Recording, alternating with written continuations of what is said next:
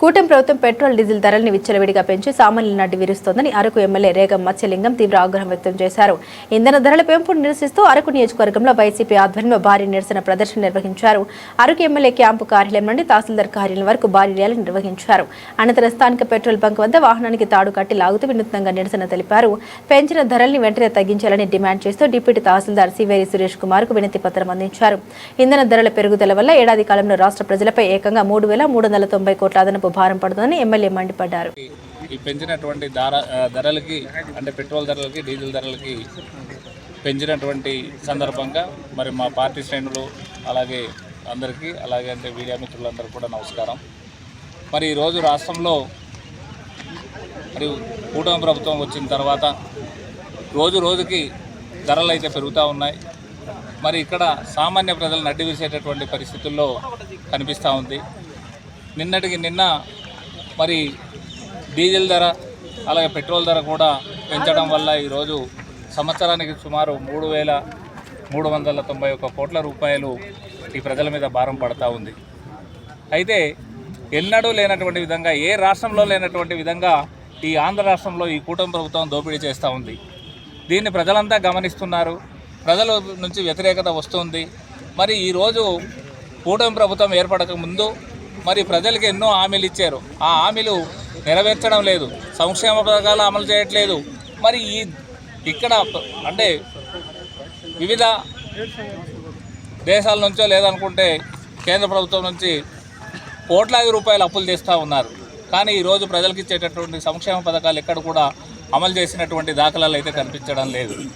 మరి విరివిగా పెంచుతూ ఉన్నటువంటి ఈ పెట్రోలు డీజిల్ ధరలు కూడా చూస్తూ ఉంటే మరి చాలా దారుణంగా ఉంది. మరి ఇది సామాన్యులైతే గిన భరించలేనటువంటి పరిస్థితి. అంటే రోజుకి రేట్లు పెరగడానికి కూడా కారణము ఏదో చాకులు చెప్పడం జరుగుతూ ఉంది కూటమి ప్రభుత్వం.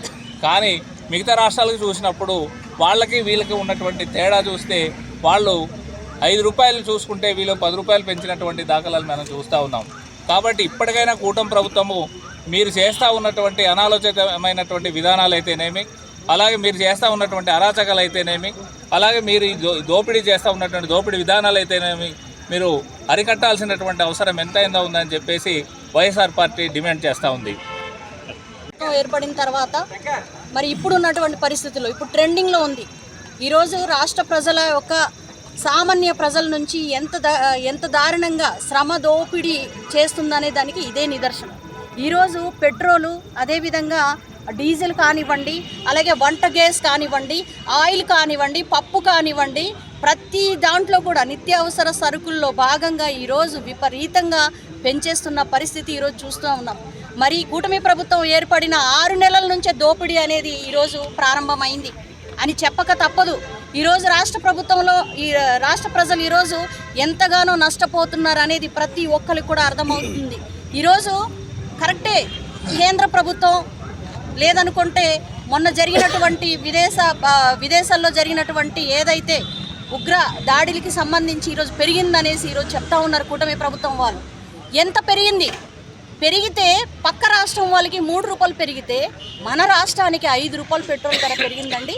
ఇది ఎక్కడైనా న్యాయం అని అడుగుతున్నాను. ఈరోజు అక్కడ 2 రూపాయలు మరి డీజిల్ ధర పెరిగితే ఇక్కడ సుమారుగా 3.5 నుంచి 4 రూపాయలు పెరిగినటువంటి పరిస్థితి ఈరోజు చూస్తూ ఉన్నాం మనం.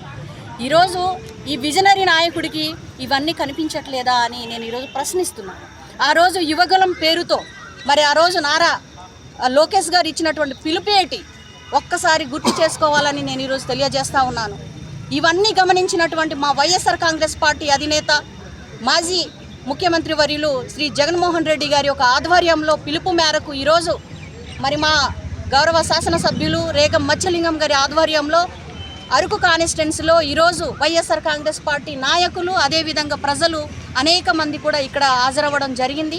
ఈ యొక్క కార్యక్రమానికి వచ్చిన ప్రతి ఒక్కరికి కూడా మీడియా మిత్రులందరికీ కూడా ఇది పెద్ద ఎత్తున కూడా ప్రతి గ్రామ లెవెల్లో కూడా తీసుకెళ్లాలని కూడా మనస్ఫూర్తిగా కోరుకుంటూ ఈరోజు కూటమి ప్రభుత్వం ఏదైతే ఈ దోపిడీ శ్రమ దోపిడీ అన్యాయంగా ప్రజల నుంచి దోచుకుంటున్నటువంటి ప్రతి రూపాయి కూడా ఈరోజు వసూలు చేయాలని కూడా నేను ఈరోజు ప్రజలందరికీ కూడా తెలియపరుస్తున్నాను. ఈ యొక్క దోపిడీ ఇది ఈ రోజుతో ఆగిపోయేది కాదు. ప్రతి రూపాయిలో ప్రతి సరుకులో కూడా ప్రతి ఆయిల్ కానివ్వండి, అదేవిధంగా రేషన్ కానివ్వండి, అదేవిధంగా పప్పు